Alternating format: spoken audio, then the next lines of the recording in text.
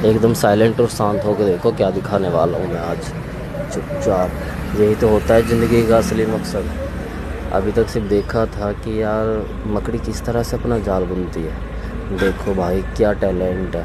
हम लोगों को, हम इंसानों को लगता है कि हमारे अंदर दिमाग है, हमारा एआई आ गया और हमने बहुत ज़्यादा तरक्की कर ली।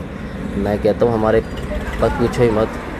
ये देखो भाई, ये ऐसे ही तो नहीं बना रही, इसमें भी उसने दिमाग तो लगाया है। और इस तरीके से पहले करके चारों तरफ, उसके बाद फिर इसको कवर किया। बीच में देख रहे हो आप लाइट सी जो बन रही है, वो बहुत ज़्यादा वहाँ पे हो गया। और उसके बाद किस तरीके से ये कर रही है, एकदम शांति के साथ देखो किस तरीके से पूरा तैयार करके रखती है ये इसको। भाई ये है असली टैलेंट, मकड़ी का जाल। समझ में आई कुछ बात? आज मुझे बता के देखो। साइलेंट होकर देखते हैं एक बार, बिल्कुल साइलेंट होकर एक बार ध्यान से देखो।